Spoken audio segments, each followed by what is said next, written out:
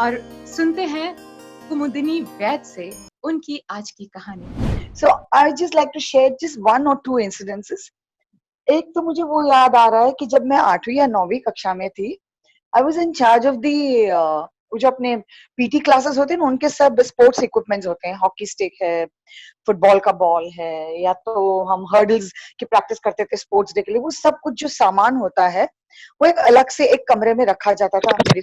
वहां पे उसकी चाबी मेरे साथ रहा करती थी। मैं कुछ 8वीं 9वीं कक्षा में थी and I was a very क्या कहते हैं, I was one of those girls who is very super obedient and very कहागरी, मतलब जो कहा जाता है बस वही करेगी, ना इधर से उधर, टस से मस नहीं होगी।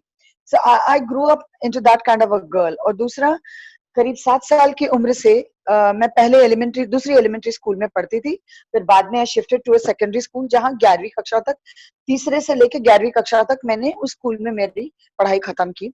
तो जो एलिमेंट्री स्कूल थी वहां पे भी 7 साल की उम्र में, पहली कक्षा में, 6 7 वट एवर जो उम्र होगी, पहली कक्षा मुझे बराबर याद है, तब मेरी टीचर ने मुझे उठा के स्टेज पे, रंगमंच पे रखा था। उन्होंने एक ग्रुप डांस में मुझे डाला था और एक मदर मेरी के रोल में मैं हाथ में एक प्लास्टिक का छोटा सा यीशु मसीह की मूर्ति लेके बैठी थी। And I remember that was my first step on the stage. And from then on I didn't see what my teachers saw in me, and I was on the stage. So stage is like a second home. तो एक है ना निडरता, I don't know what is stage fear, right from that very tender age. So somewhere this has always been a constant. I am not scared of any place of high authority or an exalted altar हो, जिसे हम कहते हैं, कोई ऊंचा स्थान हो, तो वहां से मुझे नीचे देखने में डर नहीं लगता है। और अपने आप में रचे पचे रहना और अपना रंग, जो असली रंग है, वो बताने में मुझे कोई डर नहीं लगता है। फिर वो चाहे वो कोई किरदार ही निभा रही हूँ, स्टेज पे गा रही हूँ, कहीं डिबेट है, कुछ भी, जो कुछ भी है. So that is one part of my nature. Another thing is this 8th standard incident that I was telling. The locker room key मेरे पास थी, and some students didn't want to attend that day's PT classes, and you know they didn't want to attend that day's PT classes, and I reported that to my teacher. तो वो उनको पसंद नहीं आया, उनको लगा कि मेरी सहेलियां हैं तो वो अगर पीटी क्लास नहीं अटेंड करेगी, 4 जनी थी मेरी, तो दे थॉट कि उनको इतनी सहूलियत मिल जाएगी. But I said no, rules are rules and that is way different from our friendship. You can not intertwine the two. ये दोनों का कहीं भी समावेश नहीं हो सकता है. स्कूल के जो नियम है ना, मेरे लिए ना लिए, तू मेरी कितनी भी जिगरजान सहेली हो, आप सब मेरी सहेलियां हो, फिर भी, because this was a all girls school, it was a convent school, so I had only saheliya. So I didn't move from my stand. I did report them to my PT teacher, and then later on the matter came up to the principal. The teachers were called over because of the varying divisions. Class कक्षा एक थी मगर divisions अलग थे. तो ये सब हुआ, एंड उन सबको इतनी, मतलब उससे वो लोग खफा हो गए ये एपिसोड से और ये अनुभव से, कि करीब 45 से 50 दिन तक पूरी कक्षा कोई भी, मैंने कोई भी नहीं मेरे साथ न लंच बॉक्स शेयर करता, न मुझे कोई नोट्स देता, न मेरे से बात करता, न खेल में, न कहीं. और मुझे आदत थी कि स्कूल की घंटी बजती उसके 1.5 घंटा पहले पहुंच जाती थी. शटल कॉक है, बास्केटबॉल है, इतनी नाटी होने के बावजूद मैं बॉल के साथ उछल के I used to basket the ball. I mean, as that kind of a person. So my teachers noticed it gradually. My other classmates, I mean, some of them who were still wanted to be friends with me, they said, "No, Kumu, you're not wrong. तूने जो किया वो गलत नहीं किया है, और हम तेरे साथ हैं." Just a handful, 3 4 थी मेरे साथ. So that was okay. But मैं अड़ी रही कि नहीं, ये बात मैंने गलत नहीं किया है. आप लोगों ने मेरी दोस्ती का गलत फायदा उठाने का कोशिश किया. कोई कारण नहीं था कि आप उस दिन you don't attend the PT, और 2 periods you have missed, and that is not fair, and I will report it. So, and finally my principal also noticed it. She called these 4 girls, and I don't know why, even at that tender age, right from the age of 7 or 8, I never feared authority कि कोई ऊंचे ओहदे पे है तो बच्चे हैं, थोड़े से दुबक जाते हैं, या तो अपने आप में सिमट जाते हैं. वो टीचर है, अरे ये तो प्रिंसिपल साहिबा है, हम कैसे बोले. नहीं, क्योंकि मैं आई डोंट नो, उस उम्र से मेरी किताब खुली थी हमेशा, जो मन में है वो मैं कह देती थी। हाँ, आदर रखती थी, ये ध्यान में रखती थी कि मेरे बुजुर्ग हैं, वो कभी नहीं, आदर कभी नहीं, मेरी आवाज से कभी नहीं जाती थी आदर, पर एक निडरता थी। और दूसरा है ना कि जिंदगी ऐसा है, मैंने देखा है कि आपको चार हाथ से देती है, यू नो दिस, ये सब जो कुछ भी हुनर है, पेंटिंग है, राइटिंग है, whatever they all these different expressions of creativities that I practise, जो जिसे मेरी हॉबीज है। पर at the same time most of my other students को कॉलीग्स जो हैं स्कूल में या कॉलेज में दोनों, वो हमेशा सोचते थे क्या ये अकेली है क्या जिसके खोपड़िया में अक्ल है, हम लोग क्या पागल है क्या, हम में क्या अक्ल नहीं है। But then out of the handful of the students, हर कक्षा में, हर डिवीजन में, जो दो तीन बच्चियों को हर इंटर स्कूल कंपटीशन में भेजा जाता था, चाहे भजन हो, चाहे कुछ कोई भी विषय हो, the teachers would send only those students जिनसे उनको उम्मीद थी कि ये कुछ ना कुछ लाएगी वापस, ताकि वो प्रिंसिपल के दफ्तर में उनके पीछे वो बड़े से कांच वाले कपाट में रखेंगे, चाहे ट्रॉफी हो, चाहे सर्टिफिकेट्स हो, व्हाटएवर द मेडल्स आर। कोई मेरा तो कोई रिश्तेदार था नहीं। They used to send me because they wanted to, one, they wanted to encourage me. That is very sweet. That is a very big blessing. कि क्योंकि गुरु बिना गति नहीं। आप चाहे कितना भी आप में हुनर हो, चाहे कुछ भी अच्छा जानते हो, बहुत अच्छा अकेला पढ़ाई कर ले हो, स्वाध्याय में अच्छे हो, बट गुरु बिना गति नहीं है। गुरु चाहिए आपको रास्ता बताने के लिए। तो मेरा ये अच्छा नसीब था, कुदरत की वो आशीर्वाद थी कि मुझे इतने अच्छे गुरु मिले हर समय पे। So this is also one thing that I've noticed, that being a little more talented, being a little different, थोड़ा हटके, थोड़ा अलग थलग होने के कारण भी you have to pay a price, but then you can't help it. ये एक जीवन की बहुत बड़ी सच्चाई है। उसके कारण आप आपके हुनर को मरने या दबने नहीं दे सकते हैं और नहीं देना चाहिए। ये मेरा अटूट विश्वास है। ये आपको कुदरत ने बख्शा है, वो भगवान का आशीर्वाद है, तो उसको पलट के उनके मुंह पे थूकेगा नहीं। इन सब चीजों से, इन सब परिस्थितियों से डर के, दुबुक के, सिमट के नहीं बैठना है, उसको जिंदा रखना है, चाहे कुछ भी हो, कुछ भी हो। तो ये दो तीन चीजें हैं, ये निडरता है, ये खुलापन है। और हाँ, उसके कारण में भी मेरा रुझाव बचपन से साहित्य को की ओर बहुत था। और दूसरा एक एम्पैथी, नॉट सिंपैथी। अरे रे रे बेचारा क्या हो गया, नहीं, ये नहीं। मगरमच्छ के आंसू सार दो, 2 बार उसको गले लगा लो, फिर क्या कर सकते, मगर ये किस्मत है। No, do something, do something, otherwise leave it. क्योंकि वो इंसान जो पैदा हुआ है वो अपने आप अपनी जिंदगी जी लेगा, आप हो चाहे नहीं हो। क्योंकि इतनी तो हमको ताकत कुदरत देती है। God is never unfair, God is even, equal. हर इंसान में उतनी क्षमता तो देते हैं कि हम अपनी जिंदगी अच्छी तरह बसर कर सके। फिर क्या करते हैं, क्या नहीं करते हैं, that depends on our choices that we make, and that depends on how we go forward in our life and what we make of our experiences, उस पे आधारित होता है। तो these are a few random thoughts that I wanted to share. Thank you for sharing your life experiences with us. और Thank you so much. चलिए हम आगे चलते हैं और अब हम सुनते हैं चौक बावा से। This song is called tabla trance. India के क्राउड को है नाचना और कूदना, जैसे छूना है आसमां, लाउड म्यूजिक छू जाए जो आत्मा, हाथ में समर्पण करो खात्मा, तबले की बीट पे है सबको नचाना है, बोलेगी पब्लिक ये तो मेरा गाना है, शब्दों के बाणते हैं तेज प्रहार, करूं सर पे सीधे वार और सर पे सवार, जो ट्रेप तेरे आज वो है अपरंपार, आसमां के पार अंतरात्मा से आज मुलाकात करें, आज जो वो खोले सारे रात, बोले सारी बात सुन ले अंदर की आवाज, नाचने की बारी आए तो सबसे आगे दारूबाज, नाच की न सोचते हैं नाचे इनके जज्बात, इस बात को पकड़ लो, वाइब ऐसी भर लो, नाइट पूरी पड़ी है टाइट, खुद को कर लो इस बीट पे जो बजे चीके ट्रेप जिंदगी के, पी के पड़े फीके तो ये पीते या ना पीते, जीते हैं जो जी के वो है जिंदगी से जीते, जिंदगी से जीते लेते ट्रिप जिंदगी के। So that's it. That's all I have for you right now. That's lovely. That's lovely. I would like to call upon Manil Mayank Mishra. समाज में कुछ हमारी धारणाएं हैं, थोड़ा सा बड़े लोगों का मुद्दा है, बच्चों का नहीं है, तो वो ना ही सुने तो बेहतर है। और शादियां जब हो जाती हैं तो मोहब्बत करने पे पाबंदी लगा दी जाती है उसके बाद। हालांकि कोशिश ये रहती है कि रिश्ता ना बने। मोहब्बत एक जज्बात है, एक फीलिंग है, एक सेंटिमेंट है, उसे चाह के भी काबू में नहीं रखा जा सकता। रिश्ता हमारे हाथ में होता है, लेकिन हम रिश्ते और मोहब्बतों को एक साथ जोड़कर ही देख लेते हैं कि अगर मोहब्बत है तो रिश्ता होना ही चाहिए।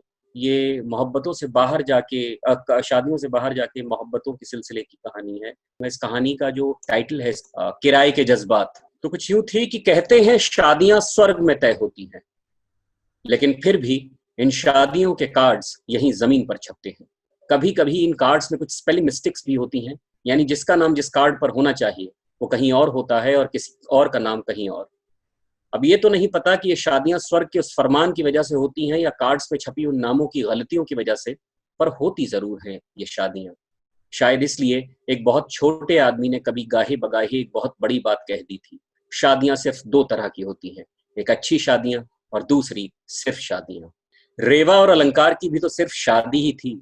हालांकि रेवा अलंकार से हर मायने में टूट के मोहब्बत करती थी, पर शायद अलंकार को प्यार चाहिए था, प्यार करने वाला नहीं।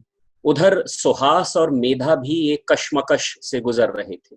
सुहास की बातों से लेकर आदतों तक में मेधा शामिल थी, लेकिन मेधा को सुहास में शायद वो कभी दिखा ही नहीं जो वो देखना चाहती थी। हालांकि मेधा ने सुहास से कभी कुछ ऐसा बोला नहीं, लेकिन सुहास के चोटिल जज्बात उसे हमेशा इस बात का यकीन दिलाते रहे। रेवा और सुहास उन तमाम लोगों में से थे जो पूरी जिंदगी सिर्फ इसी उम्मीद पर जिंदा रहते हैं कि एक ना एक दिन वो भी मर ही जाएंगे। वैसे एक और भी रिश्ता था इन चारों के बीच। ये चारों कॉलेज में साथ पढ़ा करते थे, पर ऊपर वाले का अनकहा सा मजाक तो देखिए, ये साथ कॉलेज में पढ़ने वाली बात इन चारों को पता ही नहीं थी। शायद कोर्सेज अलग रहे हों या साल। वैसे भी आंखें उसी को पहचानती हैं जिसे दिल जानता है, तो जब जान पहचान ही नहीं थी तो पहचानते कैसे? वो तो एक इंटर कॉर्पोरेट ऑफिस मीटिंग में खाने की मेज पर जब चारों गलती से एक साथ बैठे तब पता चला। वो कहते हैं ना, कॉलेज पूरा हो जाता है पर उसकी कहानियां नहीं, इसलिए ये कहानियां अभी तक पूरी नहीं हुई थी। हालांकि ऐसा बिल्कुल नहीं था कि ये शादियां जबरदस्ती हुई थी, बस ये शादियां जबरदस्त नहीं थी। पहचान दोस्तियों में बदली और दोस्तियां घरों तक आने जाने में। पहले पहल दूसरे की जिंदगी बहुत अच्छी और मुकम्मल लगती है।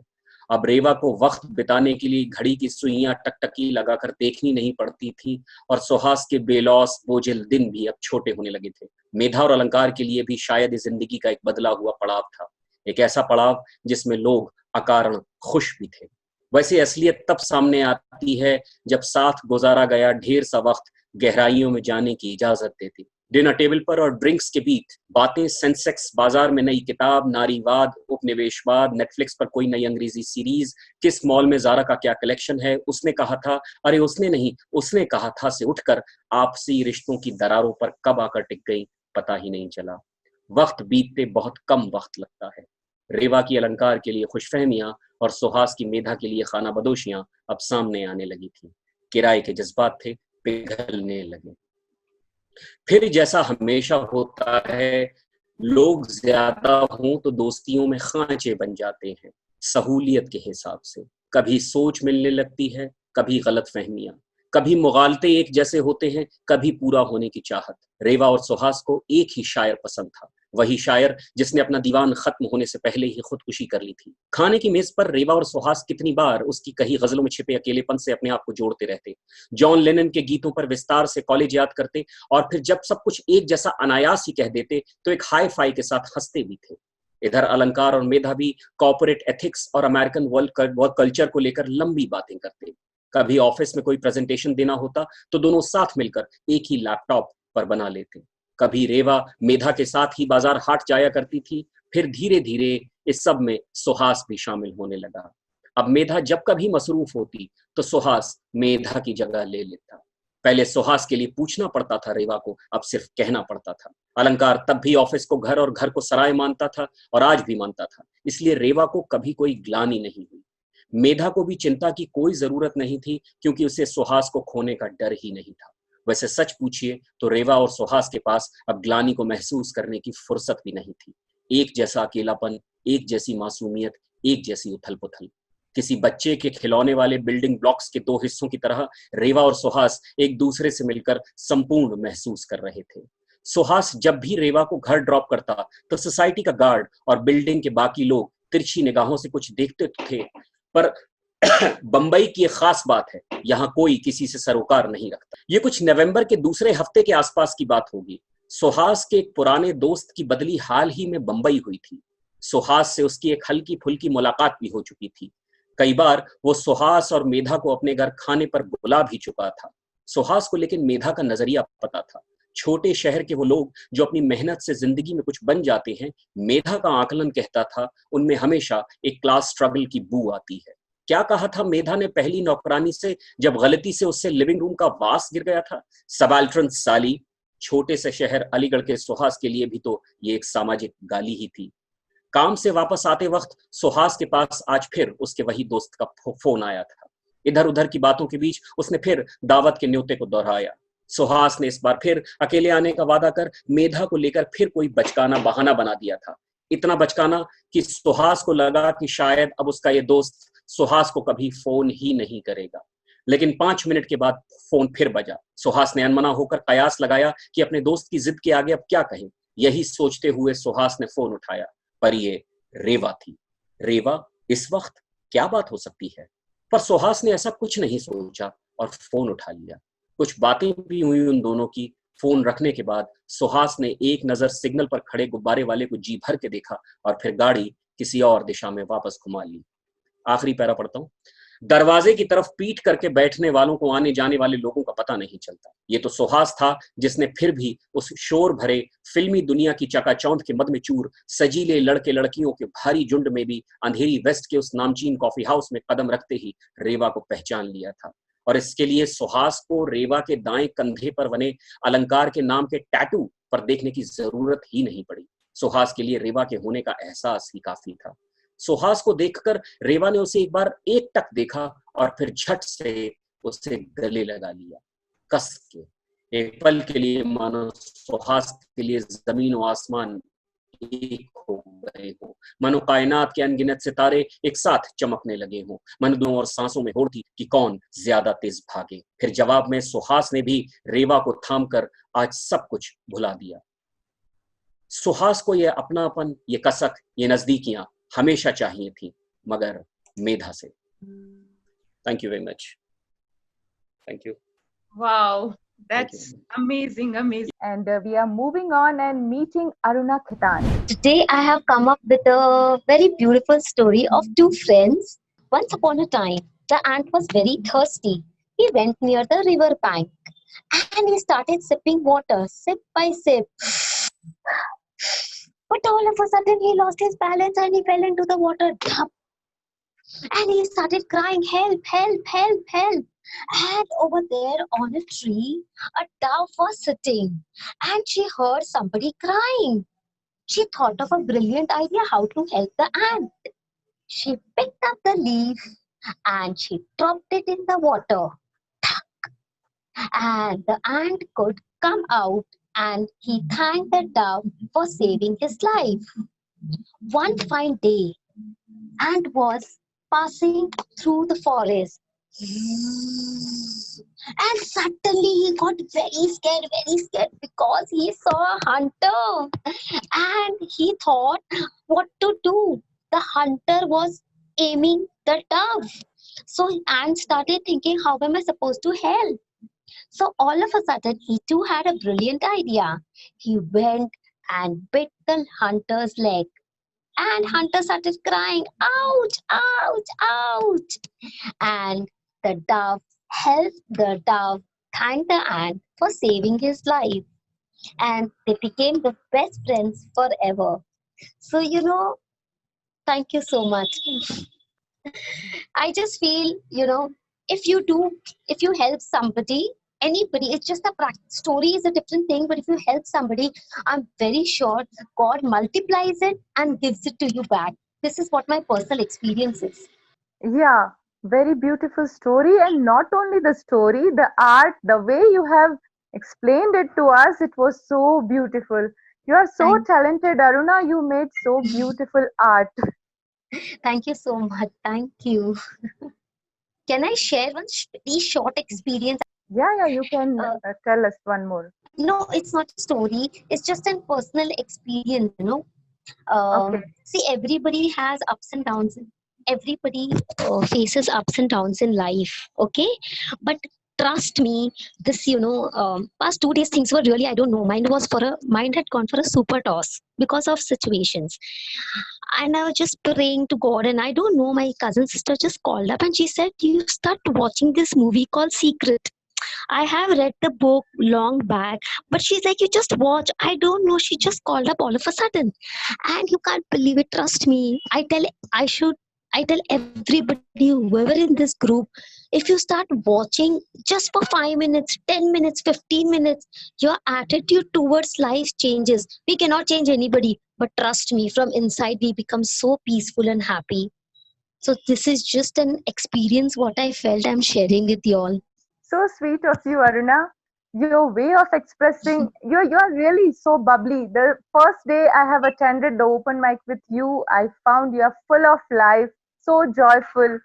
It's very nice to Thank interact you. with you. Once upon a time, they lived a cap seller selling the caps. One day, he felt tired. He slept under a tree. The monkeys were upon the tree. He kept his basket and slept. The monkeys came one by one and took his caps and wore them.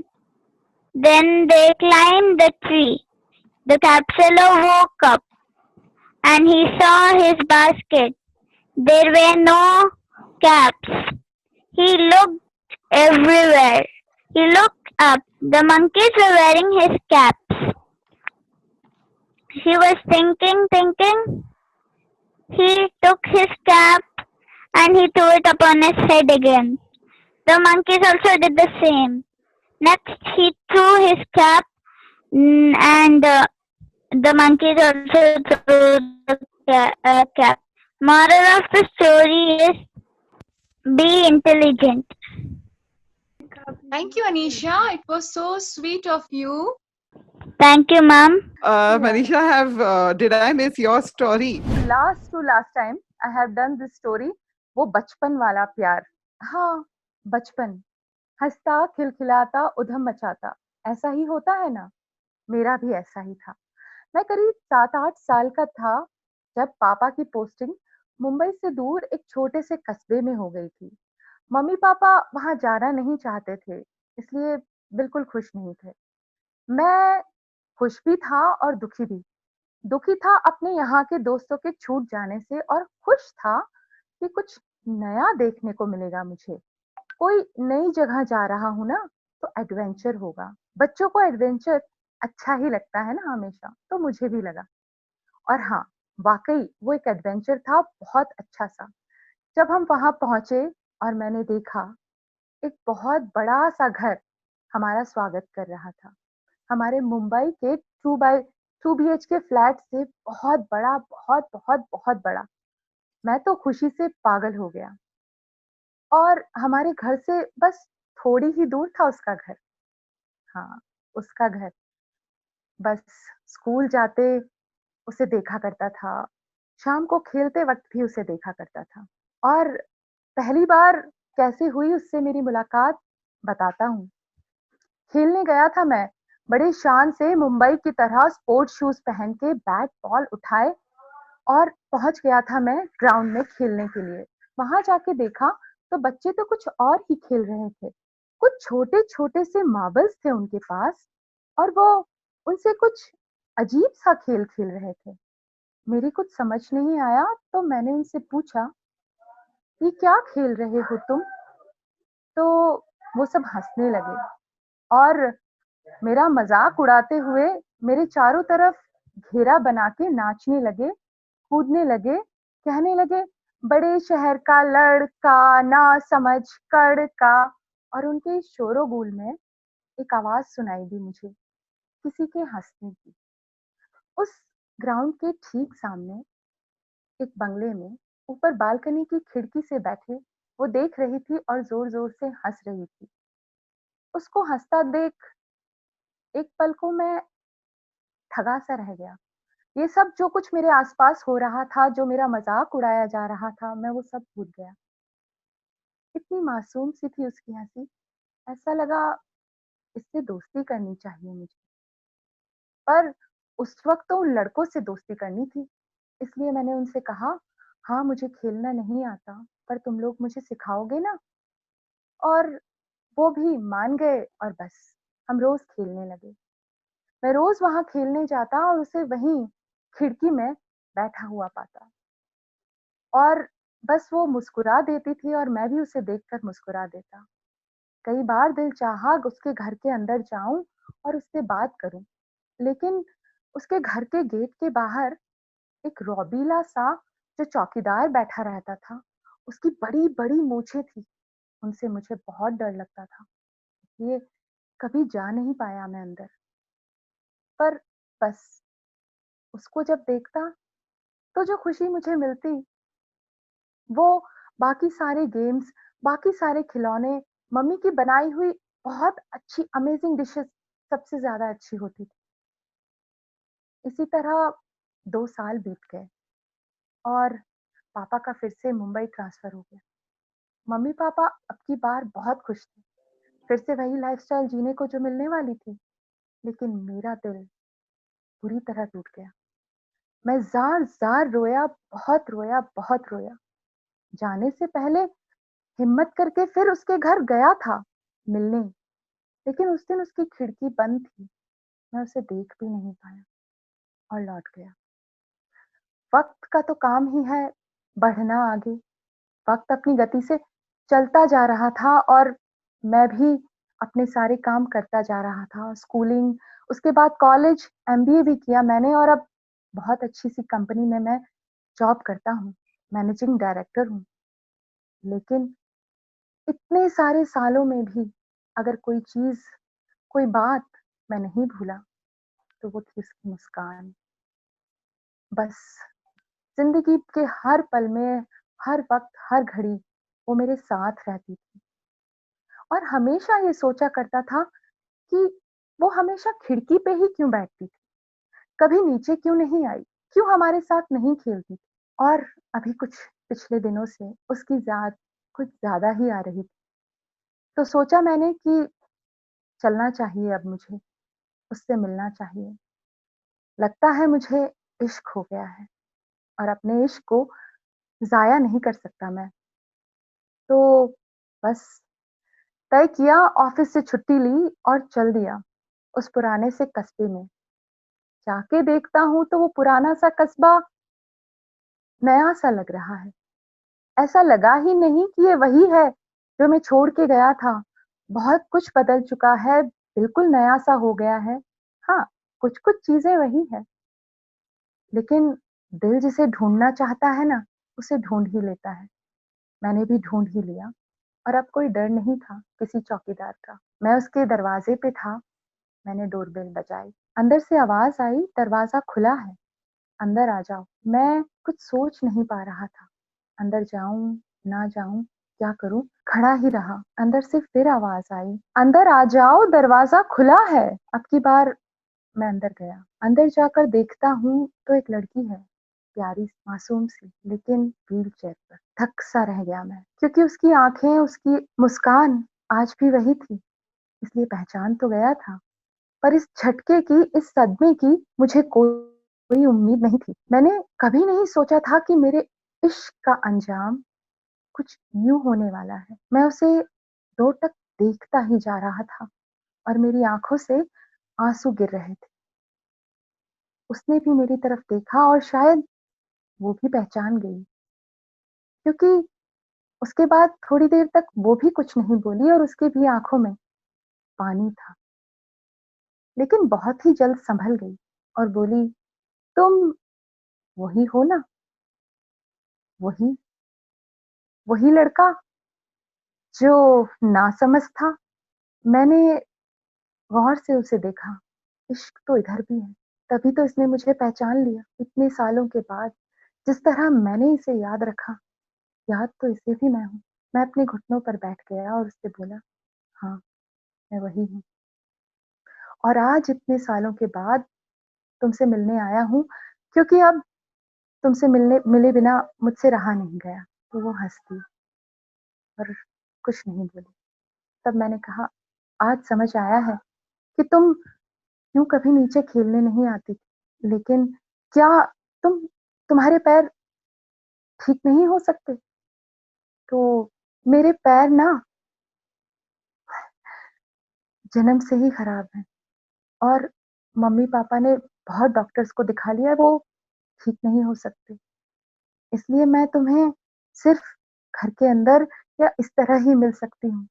कभी तुम्हारे साथ सड़क पर चल नहीं सकती, खेल नहीं सकती ना। तो मैंने उससे कहा, लेकिन मुझे तो तुमसे इश्क है, प्यार करता हूँ तुमसे, ज़िंदगी तुम्हारे ही साथ बिताना चाहता हूँ। एक साँस में कह गया था मैं और वो मगर ये मुमकिन नहीं है। तुम मेरी हालत तो देखो, मैं किसी के प्यार के काबिल नहीं हूँ, मैं नहीं तुम्हारे साथ ज़िंदगी बिता सकती। तो मैंने कहा, क्यों? क्यों नहीं बिता सकती? क्या सिर्फ़ इस वजह से कि तुम इस व्हीलचेयर पे हो? क्या वो प्यार जो इतने सालों से तुम्हारे और मेरे अंदर पल रहा था, वो इतना कच्चा है, इतना कमज़ोर है कि ज़िंदगी इस तरह नहीं जी जा सकती? मैं तैयार हूँ और मैं तुम्हारे बिना एक पल भी अब नहीं जीना चाहता। इतने साल मैंने तुम्हारा इंतज़ार किया, अब नहीं कर सकता। बस आज से, अब से, अभी से मेरी ज़िंदगी का हर पल, हर लम्हा सिर्फ़ तुम और तुम्हारे साथ ही बीतेगा।